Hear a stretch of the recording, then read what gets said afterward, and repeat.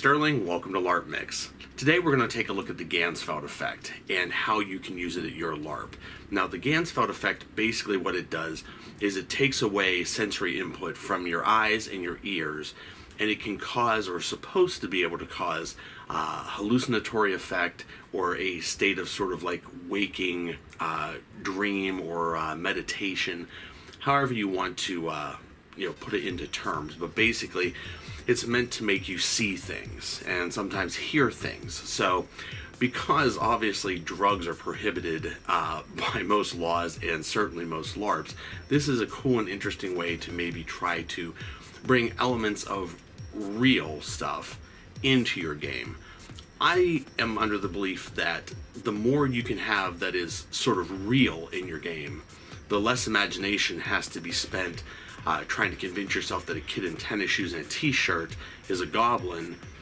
You can focus more on the role-playing aspect and the other things you can devote 100% of your imagination to. So in my eyes, when you're LARPing, having better kit, better equipment, high production value, good costumes for everyone, it relaxes your imagination, allows you to really sort of focus on other items that can take the game to the next level. If you have to imagine everything because you play in a public park with people walking their dogs and there's cars driving by and you have football stadium lights shining on you and half the people are wearing Metallica shirts and stuff, it requires a lot more imagination to really convince yourself that entire world is something different. But if you only have to focus on the role-playing aspect, or you only have to focus on one or two items, I feel that can make your game more powerful. And by using real-life stuff like this Ganzfeld effect, I think you can bring a deeper element into your game. Now,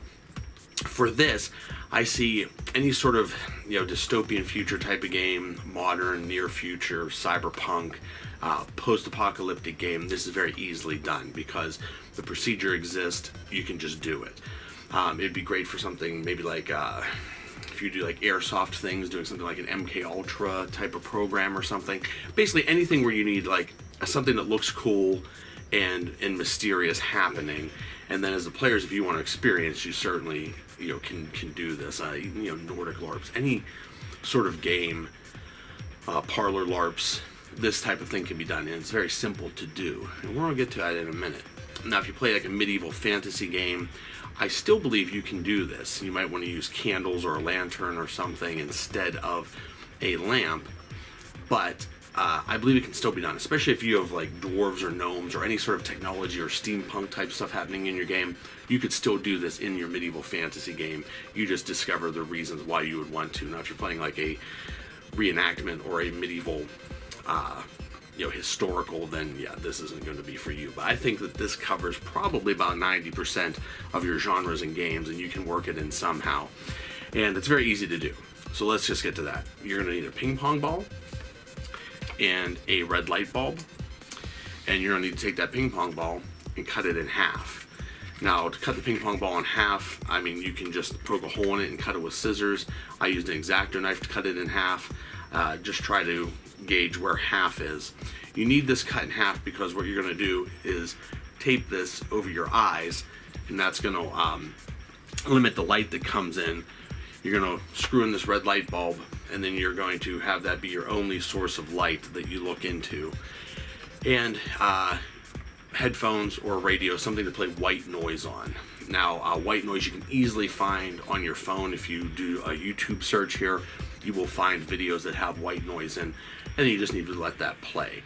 You can use radio static, and there are other types of noise you can use, like ocean sounds and stuff, but for the purpose of this, to keep it simple, we're going to go with the real basic red light, white noise, ping pong balls on the eyes for like 30 minutes.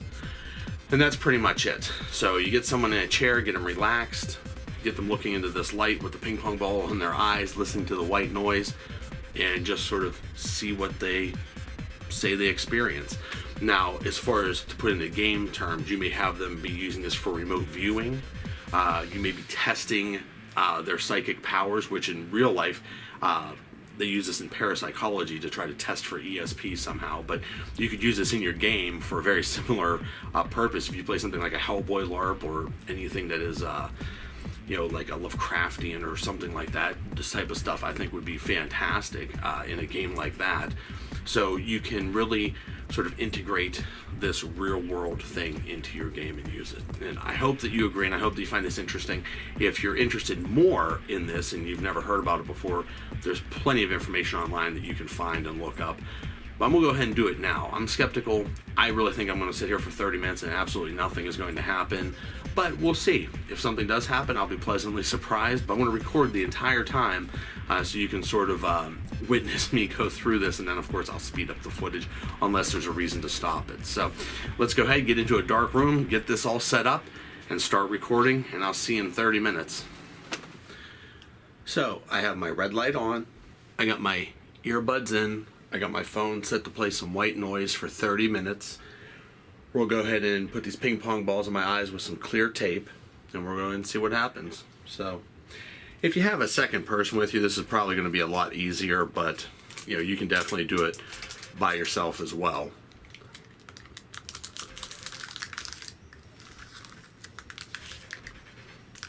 Okay, and we're just going to make ourselves comfortable here and see what happens. And we'll go ahead and start the white noise now because I won't be able to see. Alright, here goes nothing. There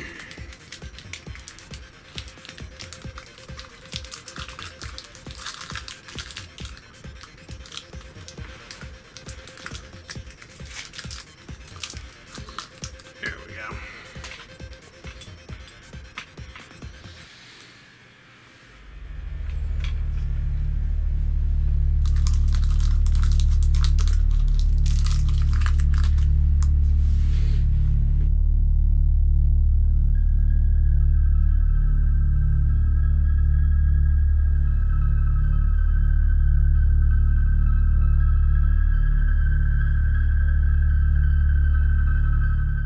So let's go ahead and talk about the results of this Ganzfeld effect here. Now, when I started, I didn't really have any expectations, and I sat there sort of, in that dark room with the red light and the earbuds and listened to white noise, and for a long time, like nothing really happened. Then I started feeling my eyelids, get real heavy. There's a lot of like eye fatigue, thoughts of not the good Ludwig entering my mind. But pretty much, I would have to say, I was just bored. I wanted it to be over because it's 30 minutes of just sitting there. And only towards the very end did I start to sort of see things, but then I actually realized that my eyes were closed and not open. So really, I was just sort of, sitting there falling asleep. So if this... If we can say one thing, I would say that this definitely has the ability to produce a dreamlike state because basically you fall asleep. But the interesting thing is I feel like there's periods of time where you start to fall asleep with your eyes open, as opposed to your eyelids being closed. There's periods of time where I feel like I was actually falling asleep, but my eyes were open. I also noticed that the red light vanished after a while. It became sort of just white, and then sometimes that white light would actually even start to dissipate just into darkness, which I thought was interesting because at first it was very clearly red, and then the color started to leave, and then it was just like a white light, and then a very sort of like grayish light coming through, which I thought was interesting. So it definitely does have some sort of visual effect, probably from eye fatigue once again.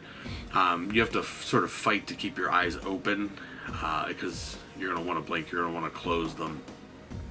The interesting thing is there was a few points during that where I didn't know if my eyes were open or closed. So I sort of had to like force them open to make sure that I knew that they were open, which I thought was pretty interesting. So I would say that all in all, it's pretty interesting. It's a little trippy.